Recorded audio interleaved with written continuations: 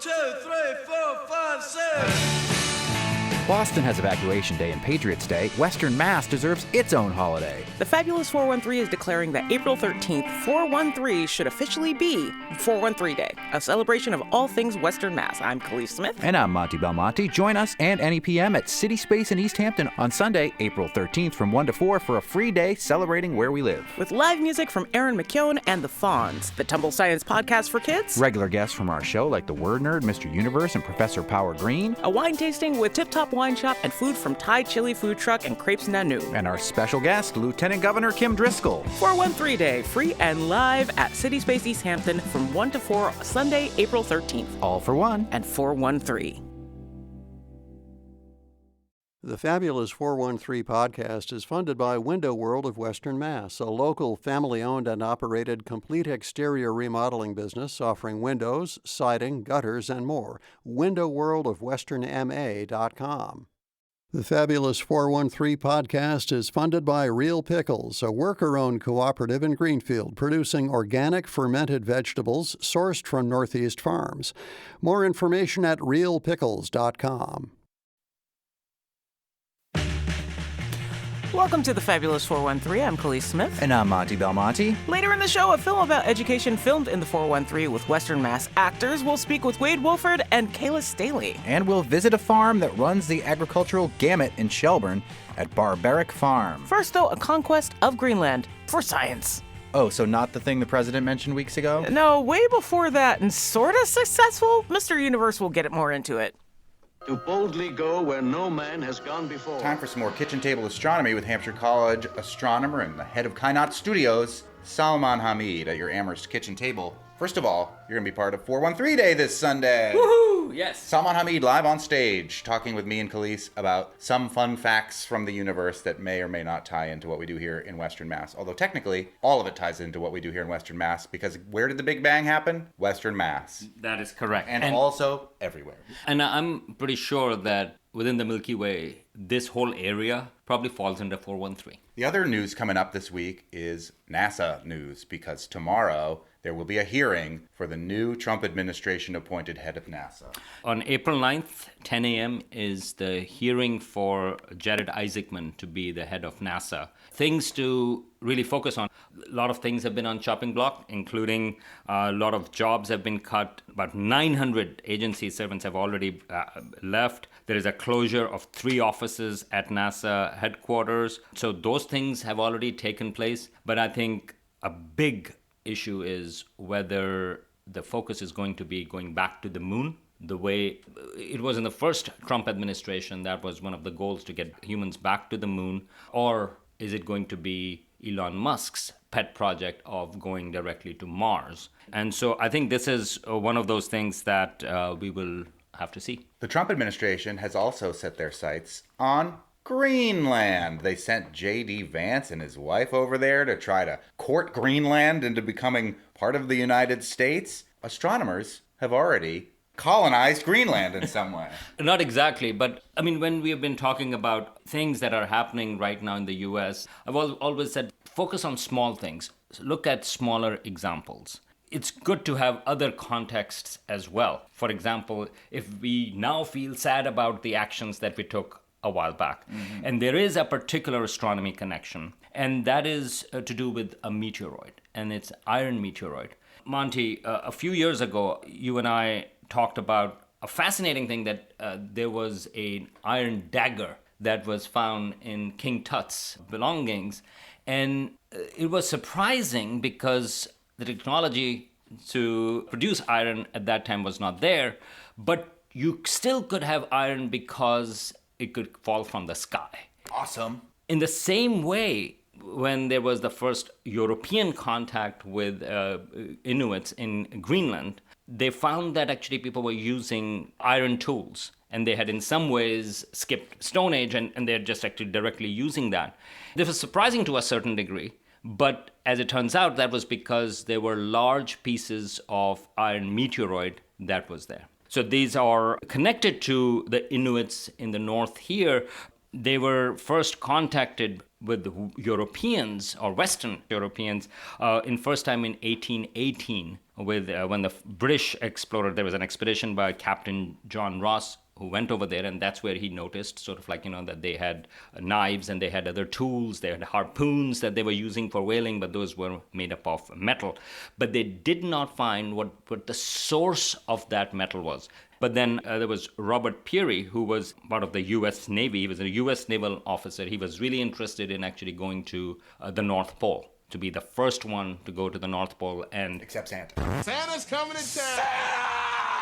well, he comes from there. He just lives there. Yeah, right. You That don't doesn't go count. there. And so Robert Peary, he actually went to Bowdoin College in Maine. So he went over there in 1894, and he actually spent time down there, and he also convinced one of the locals to show him where they are getting that iron from. Where is that meteoroid? Apparently, he gave him a gun, and and the person took him.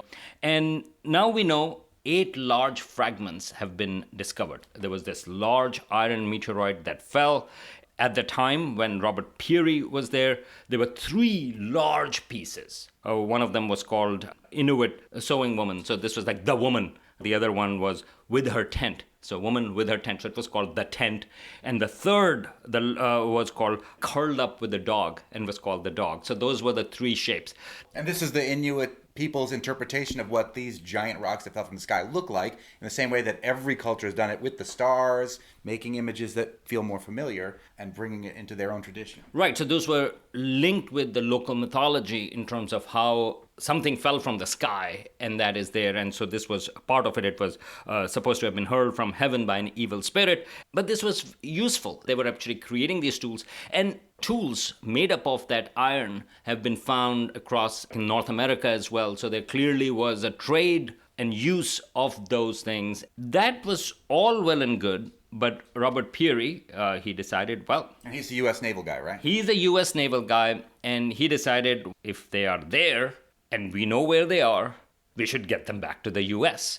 And so he got 2 of the smaller fragments. So the total, just to give you an idea, the total iron meteoroid that is there is over 58 tons. Wow. And the largest one is about 31-ton meteoroid. He got the 2 smaller ones back in 1895, but it took him a couple of years to get the last one, the largest one, for which he had to get a bigger ship. You're gonna need a bigger boat.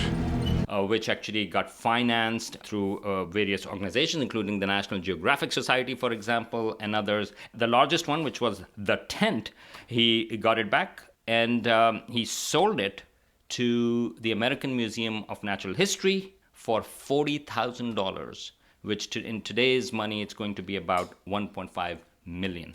So this U.S. naval guy goes to Greenland, sees these 3 giant pieces of an iron meteoroid that fell there that the Inuit people have named and I'm assuming revered to a certain degree and made tools out of, and then takes them and brings them to the United States. That is correct. And of course, I mean, I could have started with sort of like the larger story. Well, these meteoroids are part of the solar system. They started sort of like 4.5 billion years ago, and then they fell to Greenland. But they have these human stories that are linked to it, and in some sense, that's what adds a different value to it, especially to the local culture and local custom. Mm-hmm. But it was brought to New York, to the American Museum of Natural History.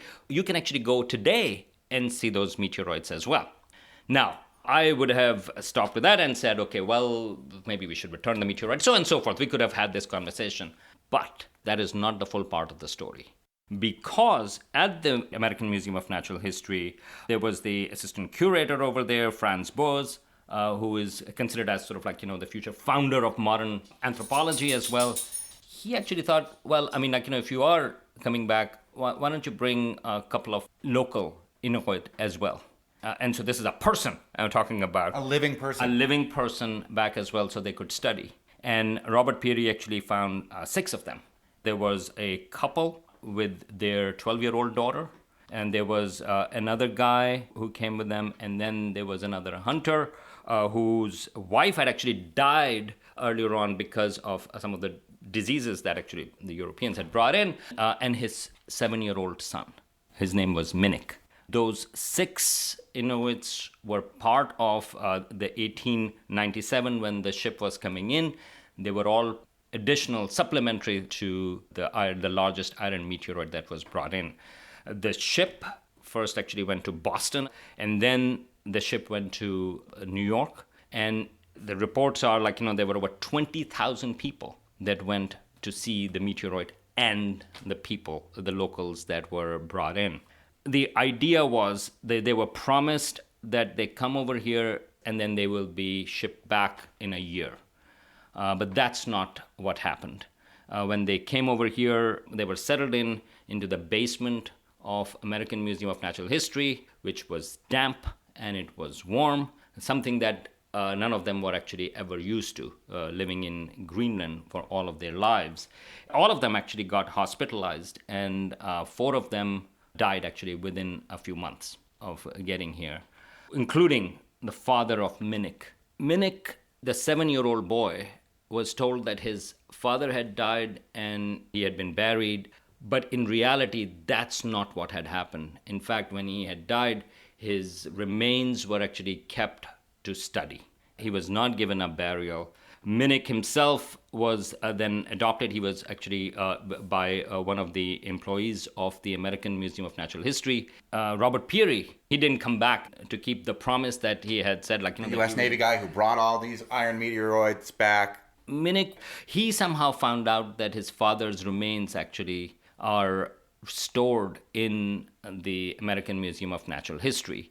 His father's brain anatomy was actually put into a 1901 report also. When he got a little bit older, he started to write in the newspapers to get his father's remains back to Greenland, but with not much success. He, in fact, even wrote to Robert Peary. He was like, hey, I really want to go back. And Robert Peary kept on saying that, there was no space in the ship that can go. But then Robert Peary himself, so there is a parallel story of it, which is also interesting because he made a claim that he had reached the North Pole, which was not tested. There is a whole side story of that. But in 1909, he wanted to come back because that's what was considered that he was the first person to actually reach the North Pole. But at the same time, Minnick was writing in the newspapers about his treatment. And so suddenly, one ship was going to Greenland, and he found space for Minnick to be out of the U.S., probably because of avoiding bad publicity. Mm-hmm. This is just one example where this is something that happened about 100 years ago, over 100 years ago. And today, if we hear something like this, it's heart-wrenching, and it's something that we would say, it's definitely wrong. And at the time, people did that. And so this is just a reminder that when we are thinking about a lot of things that are happening today, people use what's happening in Gaza, or people talk about genocide and other things like that, and people go like, well, how we are going to look back. In fact, there is a new book out which actually writes about how people are going to talk about this stuff from the future. This is another example. This is a much smaller example, but today, when we think about what Robert Peary did, I don't think there will be many people who say, he did the right thing. No, people are like, no. He took 6 Inuits from Greenland and 3 giant pieces of their meteorite that fell in Greenland that was made out of iron, brought them to the United States. Almost all of them died, and then he wouldn't bring the little kid back when he wanted to go, nor his father's remains. And his father's remains were used for scientific purposes, right, for analysis. And today you go like, yeah, that wasn't good. Minnick himself, he wrote in one of his articles, my father was taken from me, a martyr to the cold-blooded scientific study of your people. His body was refused a burial even after he gave his life to your science. You are a race of scientific criminals. I know I will never get my father's bones out of the American Museum of Natural History. I'm glad enough to get away before they grab my brains and stuff them into a jar. He did go back to Greenland, but he never could adjust over there. He did come back to the U.S. and he died in 1918, I think, or around that, the influenza. And then later on in the 1980s, that's when the American Museum of Natural History repatriated the bones back to Greenland. But if you go to the American Museum of Natural History, it is on display, these meteoroids. They do acknowledge that it came from the Inuits, it was taken from there, but the full context is not there. if we think this is wrong, what was done in the early 20th century, I think that is important to know that what we are doing today, including, for example, looking for minerals in Greenland, potentially without respecting the locals and their treatment and how we treated other human beings. On the way, a look at local education through a school closing in the film Urban Ed. And next, from lambs to produce to honey to ironworking to music lessons, Barbaric Farm kind of does it all. And we'll get a tour of their agricultural multitudes with Barbara Goodchild next. You're listening to the Fabulous 413 on 88.5 NEPM. The Fabulous 413 podcast is funded by Northeast Solar, helping customers make the switch to solar for savings, energy security, and tax incentives. Learn more at northeast-solar.com. The Fabulous 413 podcast is funded by UMass Amherst School of Public Policy. Admissions now open for graduate programs in 2025. Learn how to become a changemaker at umass.edu/SPP. It's time for another local hero spotlight, and we are at a hilltop in Shelburne with Jacob Nelson from CISA, the local hero, folks. And what's your name? Barbara Goodchild. Barbara, you are one half of Barbaric Farm. Correct. The other half? Is Eric. It's not just a clever name. Nope. No, it is a clever name. It was the name that was too good to resist when we were looking for a farm name, because we didn't have our own place, and we said, well, we're always going to be Barb and Eric, and Barbaric is such a cool pun that we went with it. I love it. Conan. Barbaric. And babies. Yes. Baby animals. And we were promised babies by Jacob Nelson of CISA, because what do you do here on this farm? What don't you do? Yeah, Answer what you that's a do, better but that's the question. real What don't you question. do? Well, what we do is we have registered Romney sheep. And Romney sheep are the sheep on the one side of the pen that still have a spine, I believe, right? With my vote, I will tell my children and their children that I did my duty to the best of my ability, believing that my country expected it of me. Well, people say things like that at the farmer's market, so yes, we are used to it. If you want the whole name, it's Romney Marsh sheep, originally from Great Britain in the lower southeast corner, raised for their long wool that has a beautiful luster and hardiness to live in the swampy lands. What else besides the Romney sheep? Eric has a huge vegetable garden out here. Eric and I both grew up on dairy farms or with grandparents with dairy farms, and out of the Depression, if they needed something, they grew it. Having lived with multiple generations, we had our own family. We raised that. When the kids moved away, we said, well, we know how to make all this stuff. Let's start selling it at the farmer's market. Barbaric Farm is in Shelburne, right across from Davenport, but you are a Davenport. I am. So is that where you grew up, right over there? That is where I grew up, and this is my grandmother's house. When Eric and I were first married, about a month after we were married, my grandmother needed some help to care for her, so we were with her for 17 and a half years. Wow. And we say that she took care of us and taught us all these skills the first half, and then we took care of her for the other half. Tell us what it's like to live a lifetime on this hill. I like it. Clearly. And Eric grew up, originally he was in Pelham, Mass. His family moved to Shelburne when he was about 12, just over the hill. And his grandparents had a dairy farm in South Berkshire County. And summers he would go with his brother and help his grandfather on the dairy farm. Davenport is now, they're not still doing dairy, they're doing maple now. Well, we've always done maple on this farm. They don't have the Holstein herd anymore when the bottom kind of fell out of dairy, so they couldn't make it go. My brother Norman and his wife Lisa switched the cows over to dual purpose, so they now have Normandys, and they're selling raw milk and the grass-fed beef. The Romney sheep that you're raising, are they dual purpose too, or are they mostly for wool? No, they are dual purpose, meat and wool. Well, let's go meet, M-E-E-T, the sheep. I knit and do just the tiniest bit of spinning. I know how useful having long wool is, but can you talk about what's good about having long wool sheep? Yeah, so the Romney breed, when you look at it, it has an even crimp, which is basically an up and down pattern in every single fiber, and they fit together, and they have a luster to them. So number one, it's just visually appealing. The long wool aspect, when you're spinning, you're twisting those strands together, and if they're really, really short, it's hard to get them to bind strongly, whereas a longer fiber, they're going to connect together and make a really nice, strong skein of yarn. Hello, babies! Come into the barn. So your barn is a converted greenhouse. Yes. Originally, we had just metal hutches for them, and it was always cold and it was damp. And we had an opportunity to buy the greenhouse, and it's just worked really well. How many sheep do you got here? We have a total of 19 ewes, which is the female mama. Ewes? Ewes. Oh, I see, yeah. E-W-E-S, ewes.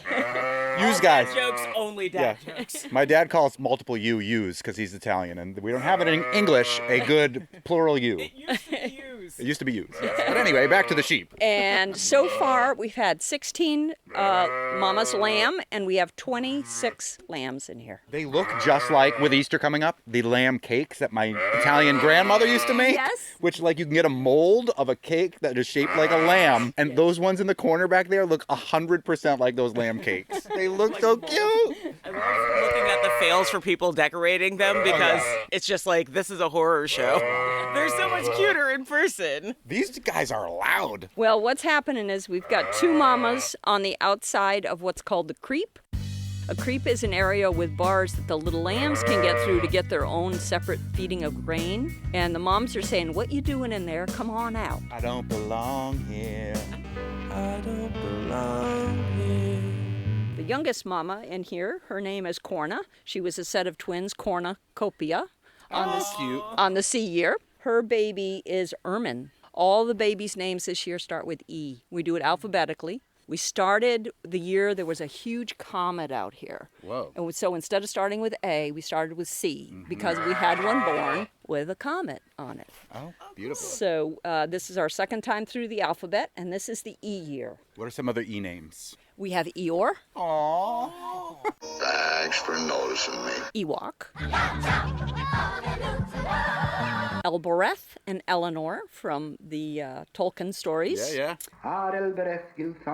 Esther and Elijah from the Bible. Our granddaughter likes to make up names, so we have Eviana, Eva, Elsa, Ellie, Elm. You're doing this all from memory. Yes. Yeah, you must love these kids.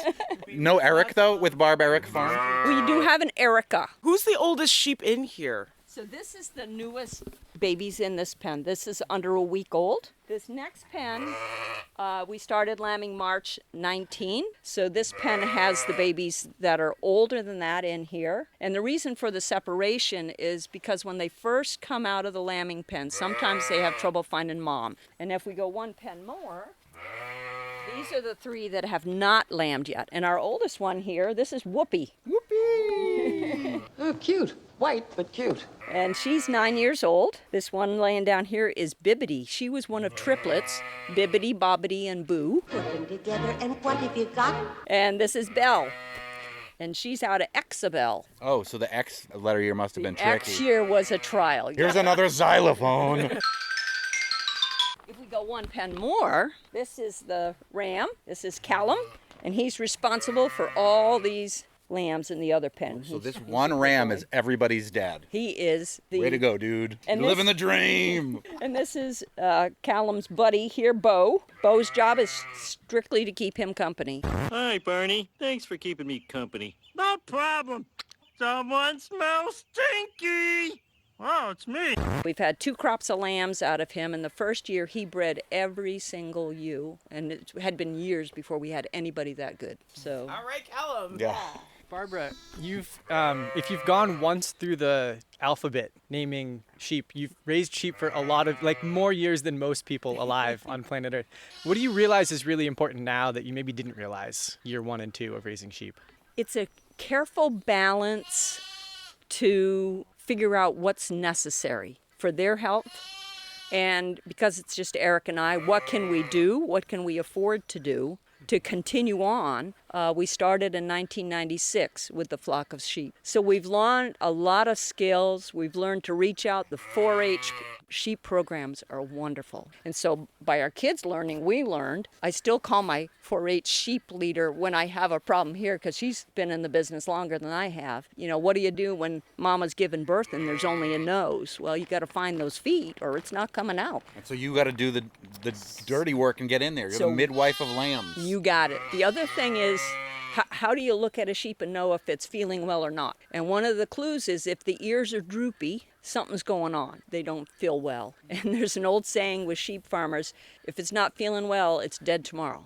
Because they have fast. They do. They have a high tolerance for pain, and so they don't show it. This year we've had a couple of cases of milk fever, which is a chemical imbalance with calcium. And you see the droopy ears and say, I wonder. And you go feel their ears, and their ears are cold. So things like that we've learned over the years that, we know how to fix it. We've got the medicine on hand. We can just take care of it right away. And within minutes, they bounce back. It's pretty amazing. Where are all these fluffy friends going to move when they move out of the greenhouse as the grass starts growing more here up on the hill in Shelburne? Yeah, we do management intensive grazing, which is a fancy big long word that means we move the fence daily. They get new grass every day, which has multiple good things about that. It means they're not grazing grass where the parasites have been infected on that land, which gives them worms, so they move away from that. It means the nutrition level is higher for them than if we kept them on the same pasture for a week. They eat all the good stuff. And then the rest of the time they're eating what they really don't like. Mm-hmm. The benefit to the pasture is it just grows amazing. It lets the soil biome just readjust itself. It can feed itself. The plants, the roots go deeper, and it just makes a better field all the way around. Do you use them at all for weed management in the crops too, or is it too dangerous to keep them near the things that you're really growing? Yeah, on this farm we can't do that because they would devour the garden. The same with the chickens. When we were first farming, we'd let the chickens run free for a while, and oh my goodness, they would just decimate anything that was tasty, or they would dust it into oblivion. They are not allowed in the garden anymore. It was also, you were telling us, Barb Goodchild of Barbaric Farm here in Shelburne, that you have a very interesting security system here. We do. I don't know if you can hear in the background every once in a while. We have guinea fowl, which have free range of the farm, and their job is tick patrol. They eat an amazing amount of ticks, and also their amazing security system. If they see a fox or a coyote, they will start just raising a ruckus, so we know that somebody's in danger, and we come out and just check it out and go from there. Coming up, we'll hear about some of those other tangential talents that Barbara and Eric Goodchild have and bring to Barbaric Farm. And we'll take a look at the very locally rooted in theme, cast, and crew movie, Urban Ed. You're listening to the Fabulous 413 on 88.5 NEPM. With Barb Goodchild of Barbaric Farm in Shelburne and Jacob Nelson from CISA, the local hero folks. One of the things that stands out about your farm, Barbara, is how dedicated you are to farmers markets. You're usually at 2 or 3 in the winter, and you said 4 this coming summer? We're going to be in 4 this summer. We got into Greenfield and Northampton Tuesday Market full-time this year, and our longest market is Shelburne Falls. We live in Shelburne, so we're in that market, and also Ashfield. Could you tell us a little bit about why those markets are so important for a farm like yours that's this size and doing the things that you're doing? Growing up on the Davenport farm, a big part of the income was the dairy. Once the dairy was gone, that income is just a huge part. And so it's a big puzzle as a farmer to figure out how do you do what you love. Eric and I, once our family was grown, we had all these skills to raise vegetables and raise the meat. And so we started going into value-added products. From vegetable gardens, we make pickles, relish. We have some fruit trees around. We make jellies and jams, marmalades. When you're farming and living at home, mealtime, all of a sudden you realize, oh my goodness, we got to eat in 15 minutes. What are we going to eat? I started learning how to put meals in the freezer. And so out of that came our frozen ready-to-bake meat pies that we sell at the farmer's market.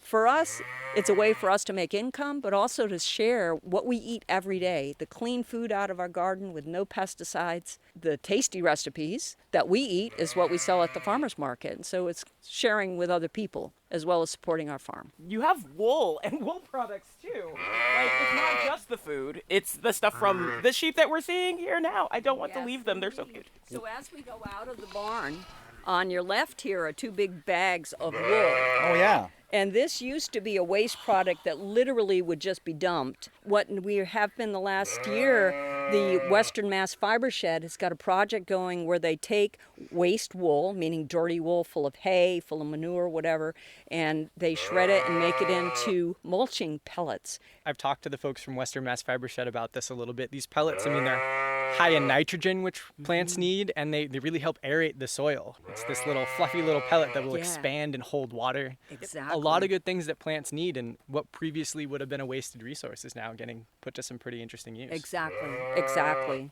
It's lambing season now. When do you shear the sheep? The sheep get shorn about a month before they're going to lamb. And the reason for that, even though it's cold, so we sheared this year at the end of February, our breed of sheep literally will have 4 to 7 inches of wool on every side of their body. So if we did not shear them, number one, it's hard for the lambs to find the udder to get a drink. Number two, they don't care if it's a foot of snow on the ground. They'll go out and sit in the snow, and they're not cold. But the lambs, with their short little half-inch wool, are freezing. So by taking the wool off, the moms can see the babies, they can take care of them better, and they get them out of the cold. Now we're in your garage looking up at your farmer's market setup that you so kindly displayed for us. Wait a minute. Okay, so I gotta ask about the bagpipe lessons. Yeah. Tell us about the musical pedigree of your barbaric farm here.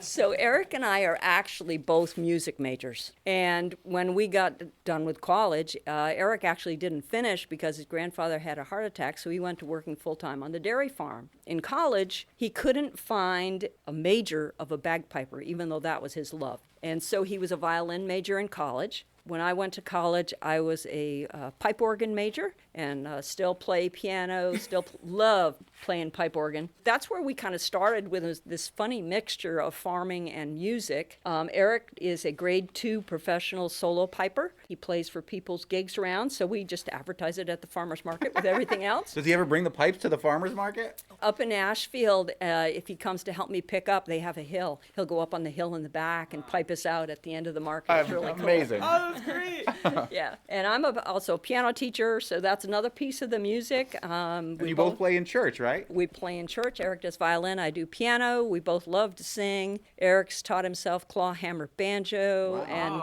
concertina, and it's hard to tell if we're musical farmers or farming musicians. It's one or the other. It's both. Yeah. Why choose? Well, and then also looking at this table, we have beautiful leatherwork on display, and then someone here's a blacksmith. Eric was able to get his maybe another great-grandfather's vise and tools from blacksmithing. So again, something he grew up from. His grandfather was showing him how to do. So he now makes hooks and fire pokers. And the tooling, leather tooling came about. A friend gave him a holster kit. And so he has now the tools to do all kinds of designs. His latest thing is journal covers. And that came about because he made one for our granddaughter for her Christmas present this year. But he does pocketbooks, wallets. These are cowboy cuffs, which mean a forearm protector. It's what happens in the winter when you can't be out doing the garden. Yeah. You don't want to play the bagpipes in the house too much. No. Well, in the summer we do, but there's earmuffs involved. Made out of the wool from the sheep. You were asking about the wool. Our daughter was our hand spinner. And when she grew up and moved away, we had all this piles of wool. And Eric said, somebody's got to learn. So he took a few lessons, and he is now the spinner. He can do anything from bulky weight, which is a very thick yarn, down to lace weight, which is really fine. One of our newest products that came out of COVID was having made for us from our own wool, handwear and socks. When COVID hit, it shut down all the wool festivals. So we ended up with 30 raw fleeces. So picture 4 to 6 pounds each of wool that we're like, what are we going to do with this stuff? And we talked to the spinnery that processes our wool, and they said, well, there's this family mill that makes socks. So we got an order together, and they did our first batch of socks for us. And we got done with that and said, okay, but we still have more wool. She says, okay, there's another one that does handwear.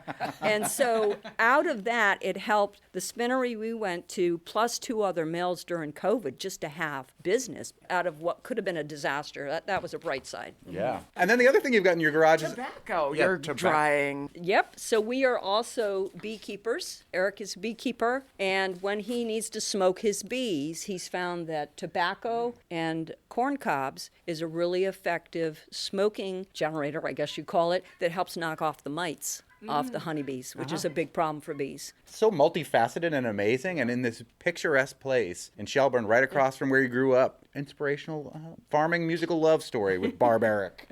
I want the bagpipes, the pipe organ, and all of the sheep and the guinea fowl all at the same time. You already win the award for the best sounding farm that we've ever been to. The concerto writes itself. Now to look at modern education in a thoroughly local lens, we talk with folks from the film Urban Ed next. You're listening to the Fabulous 413 on 88.5 NEPM.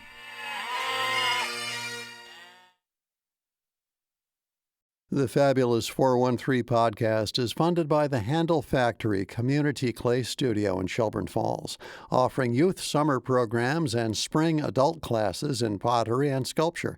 HandleFactory.com. The Fabulous 413 podcast is funded by Eastworks, 500,000 square feet dedicated to artists, entrepreneurs, and nonprofits where community happens. Learn more at eastworks.com. I'm not sure how to say this. They're closing the school at the end of the semester. But in the middle of the year? How could they even do that? Many times, many faces, many times, Next time she come at you, gotta let the tip. No, you ain't 10 on those. I can't be separated from my brother and my sister. My mom, she wasn't this bad for my brother. I want us to be happy, Mama. We can be. We got a choice.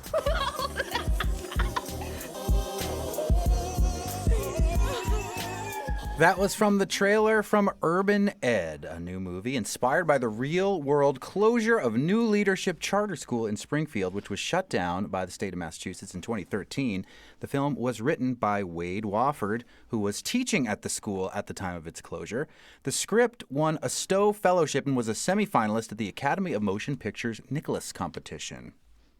The story follows 4 high school students as their school is shut down and what happens in their worlds in the days that follow. 10 years in the making, the filmmakers collaborated heavily with school districts and teachers in Holyoke, Chicopee, and Springfield, holding auditions in all 8 Western Massachusetts' largest urban public high schools. With us to talk about the movie and the process of making it are director, producer, writer Wade Wofford and actor Kayla Staley. Wade Wofford is an Atlanta native, has studied film relentlessly over the span of 25 years. In 2004, he founded Daedalus Films out of Brooklyn and produced his first short, Assailables, and his first feature, Perception. Wofford taught 10th grade English in Springfield before joining Chicopee TV through his role teaching TV production and filmmaking locally. A senior in Springfield Public Schools at the time of being cast, Kayla Staley breathes life and heart into Ariana. Her understanding of the character is fundamental, even instinctual. Kayla's acting career blooms from her love of singing. Her love of being an active member of her community gelled beautifully with Urban Ed's family-like filming atmosphere. Thank you both for joining us today. Glad to be here. What we found out moments before is that this film is going to have its premiere when? It's Saturday night in Boston. Mm-hmm. It's the Boston Film Festival. International Film Boston Festival. International Film Festival. But the two of us have seen this movie, but Kayla, you have not seen this. You've seen the whole movie? We saw the whole movie. You know what? All I can say is wow. There's all I have to say is there's a look being shot at Wade in this studio. If right you could have now. only seen it when it happened in real time when she found out, but you're in for a real treat, and you are a star. I mean, it's got one of those. I don't know what. Now I want to ruin things for you. You know what? You can just a little bit. She's like, keep the star coming. I mean, keep you've the star coming. been in the whole movie, so it's not like you haven't read the script. You just haven't seen it. But you do shine on screen, not stage. No, on screen. What about this script really resonated with you? I feel like I'm jumping too far ahead. We should maybe get into like how you got into the movie, how you found out that they were doing casting, like how you got involved with the picture at all. That's an interesting question because it's actually funny. I had a teacher. His name's Daniel Rios. He was my acting teacher at the Springfield Conservatory of the Arts, but he had quit. He texted me on Instagram, "Hey, you want to do this? Like, there's this thing happening." And I'm like, what? Because they were having auditions at the schools around Springfield, and my school, the School of the Arts, it rejected them for whatever reason. So I didn't get to audition. The irony. I'm like, what? So I think, all hope is lost. And But you can't stop fate. Yeah, Can't stop he fate. and then he's like, come do this, come read this script. And funny enough, it was I had to read an interesting part and that interesting line in the script. So she's performing a romance. So the scene that she had to audition with is like a romantic scene with another character that's her peer, and she's reading the role opposite her former teacher. Awkward. Yeah, awkward. Yeah. It's the scene that takes place in the park where she talks about like. I'm like, out of all the scenes, you pick this one for me to do. Yeah. Yep. But yeah, that was, and the next thing you know, they're in it, and at first they're like, well, I don't know, she doesn't have a lot of acting experience. They're like, he's like, yeah, I don't know, they're not thinking about it, they're on the edge. But I'm like, please, God. Next thing you know, they say, yeah. She crushed it. I mean, her audition stood off the pile. Like we saw a lot of kids. Yeah. She was amazing. And we heard in the trailer and talked a little bit about a lot of this surrounds the closing of a charter school. That was a very important touch point for the community members and based on a real story. But your character, Ariana, is so nuanced, Kayla, and it's got so many interesting and hard moments. And I think your relationship with your mother in the movie is perhaps the central key, humanistic point of the movie besides the school closing, where your mother is abusive and you're helping her run her household. And yet your love and adoration of your mother, despite all of that, comes through. It's such a beautiful and nuanced, complicated scene. What did you, how was it interpreting that as a character? As an actor. That was beautiful the way you described Thanks. it. And we saw the whole movie, so we know. You don't have to keep rubbing that in. Yeah, like, okay. You don't have to keep doing that. It was difficult at first because that was one of the things that I did struggle with a lot with preparing for the role, was just the relationship between my mother in that and having to navigate how I would portray that. Because at the same time, Ariana was getting abused by her. So it's almost like a part of me, Kayla, wanted to be like, hate her. Yeah. But Ariana, that's her mother. So I had to really dig deep into like the motherly love aspect combined with just also myself, with how I'd feel about being abused by someone like that. So it was very interesting. It took a lot of work to do, especially with, having to work with an acting coach and having to dig deep into like figuring out how to do all that. You dug deep. Yeah, and showing ways of like trying to connect through love on screen despite all of those things that were happening. Not just with your mom, but like kind of across the board for like everybody who's in your spectrum of life. I'm curious, Wade, since you're in this movie, in a role that I think you basically did in life as an English teacher, how much of... There is one scene that I am specifically talking about, and we're going to have to kind of walk this line, but how much of the scene with you and your students where, like, it's already been announced that the school is closing, everybody's kind of in this end game stage, and everyone hits this breaking point. How much of that happened to you, and it was like how much more of that breaking happened in real life when your school shut down? Everything's heavily dramatized. Yeah, so in that scene, Massey like oversteps in a massive way, in a way that I don't think I ever did as a teacher. I hope to God I never did as a teacher. But we really wanted to sort of dramatize in that moment that everyone is so angry, the educators, the kids, and they have no one to like direct it toward except each other. And so in this moment, they sort of are battling against one another just because their anger has nowhere else to go. It's a fascinating story, and in some ways you're watching it, and you are, you're a character that's nuanced as well as a teacher. I didn't want to play the role, just to be clear. Yeah. We did it? We auditioned a bunch of people. Don't you remember during auditions? Like we had all of these different guys. Did. We saw like 300 different guys to play the role of Massey, and no one was hitting the mark. Yeah. And so, like when you're doing Zoom auditions, you sort of have a group come in and they read a scene and then they exit and the producers sort of discuss what just happened and then you bring in another group. And so we kept doing this with different Massies, pairing them with different Arianas and different Devantes and Beans. And no one was landing Massey, and the producers were like, for this next group, Wade, why don't you just read Massey? We're curious to hear what it sounds like. And I read Massey, and they were like, yeah, you're going to play this role, whether you want it or not. Right, and he seems like a really invested teacher, but is, problematic in some ways, too. Yeah. And the movie itself could come across as the sort of Dangerous Minds classic movie where there's like a white savior teacher in a multiracial school. Yeah. And then there's a scene where you criticize those movies within the movie. Yeah. Yep. So, I mean, how was that as an experience coming from a teacher in a similar situation and then putting it on the screen, which has this whole, the medium is the message, veneer of people could read that as a Dangerous Minds kind of scenario. Yeah. Well, so when I first started writing the script shortly after the school closed in 2013, I started the script in 2014, and I was like, I'd always wanted to tell a story set in my classroom community, but I'd never really had a story engine, as we call it in screenwriting. And suddenly the school closure became the story engine. Yeah. There's just like, oh, okay, so it wouldn't just be this series of vignettes of a classroom. There's like a sort of driving force behind it all that ties a plot together. I set out with like a list of rules. I was just like, all right, I got rules. Like, this ain't going to be a Dangerous Minds. like rule number 1, no white saviors. Rule number 2, no gang members.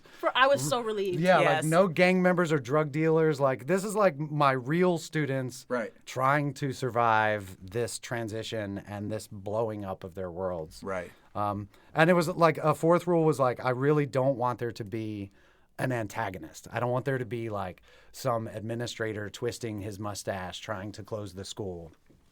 And I think the school district was really afraid of that when we went to the school district and we're like, we want to make this movie. Yeah. Springfield Public Schools wasn't super stoked about it. They were being such haters, especially at my school. The biggest haters ever. Yeah, Making up all kinds of stuff, saying, they're just trying to get you kids into some weird stuff. I'm like, yeah, there were some weird insinuations. It's like, thrown you around. understand that this is an art school. We're already into weird stuff. Yeah. Yeah, you should have your art school on. We need to talk to them. And we're speaking about the film Urban Ed, which will have its world premiere to people other than Gleason and I this Saturday at the Boston International Film Festival. And we're speaking with the writer and director Wade Wofford, as well as the star, Kayla Staley. And the star. You really are the star. Yeah. For sure. You guys are making my head like so big right now. No, well, like if we're going by like the general industry standards, I think you have the most screen time of the people on screen, so She's it would in be almost you every anyway. scene. Yeah, exactly. And I get the most slaps too. Exactly. Yeah. Well, oh no. Oh God. Exactly. Wait, what? No. Yes. I mean, and there is that element of this, and it's tough. And the other thing I loved about your character is that you were being mentored by a woman who runs a nail salon, a businesswoman. You really want to work in this nail salon. You've got a gift. She's helping you, and she's trying to encourage you and force you, basically, to stay in school. And we have a little 1-minute clip here that shows your interaction with the owner of the nail salon, and then your mom comes in to get her nails done. Your mom, who's just, in the last scene, struck you across the face. Mama, this is my boss, Jurea. Future boss. Once she turns 16 and brings home that 4.0. Nice to meet you. She can't stop talking about this place. It's much fancier than I pictured it to be. We got all the good stuff here. Today, anything you want. Oh, no. I just came to look. I can't afford to be behind. You ain't paying. You made our most promising star, so you just sit your ass in that chair and be happy. You in the hands of a master. This is what people who have a day off do. Drink it in, Mom. Can I get one of those jewels on each of these fingers? Sure thing. So, 8 total? Oh, no. Just on the right side. One for each of my babies. Look at me coming here on a happy occasion, being a mess. You might have been a mess when you came in here. But this here is a salon. How you go out looking is what matters. And that scene truly shows the love that you have for your mom, and it comes across in a spectacular way in this movie. Yeah, I mean, like, well, dig into that last line that you say in that clip, like, it's how you go out that matters. In this film, like, you spend equal time with, like, the original school as it's being shut down and with the places that people end up going. Was that one of your rules?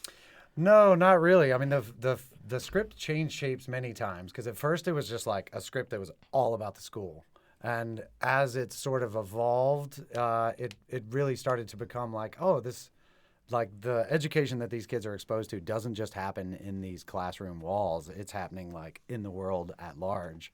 And we can't be honest to the story without venturing into those spaces and those other worlds.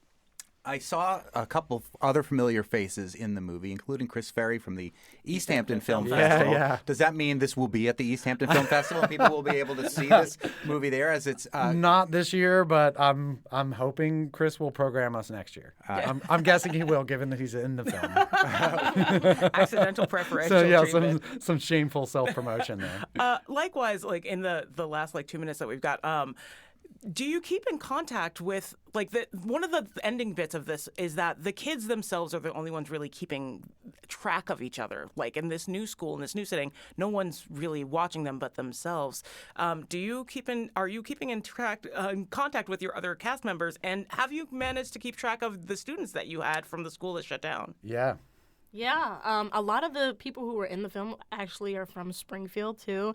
So a lot of them went to the schools around here. I see them all the time. I'm like, you look so familiar. They're like, I was in it. We're like, ah. But the main ones, some of them live in different states, but we do keep in contact on Instagram, text back and forth sometimes. It's really wholesome. I love seeing people and seeing, like, what they're doing now, if they're acting still or whatever they're doing with their life. It's really awesome. It was cool. A lot of the kids that auditioned to be in the film had never acted before. I mean, you included. Like, had you ever done a stage play? Kind of. Like I was more of a like singer, performer. I did like background work. But you took like one acting class in high school, and that was the only acting that you'd ever done before you walked onto our set. Yeah. That's amazing. Well, wait till you see yourself in this movie. Seriously. Are you going to the premiere? You know I am. Yeah, she has to see it. I gotta see this movie? I'll give you the password. No. But when can people locally see this movie? We don't know yet. So, I mean, the sort of path to distribution for an independent film is like you show at festivals and you hope that someone sees your film at festival and likes it and wants to distribute it. And then you get a distribution deal and hopefully are out in the world. Well, I think people are going to like it. People are really you're going to love it. To see it. Yeah. I hope so. I'm glad you liked it. I did. That is actor Kayla Staley, the star of Urban Ed, and we're here with the writer and director of Urban Ed as well, Wade Wofford. Thank you so much for joining us. Thank you. It's a great film. Last year, Phil Corman stepped down from his position at CISA, and this year the organization finally found someone to step into his office. And we will meet the new executive director of CISA tomorrow, as well as U.S. Congressman Jim McGovern joining us a day early. So send your questions in. We'll see you tomorrow.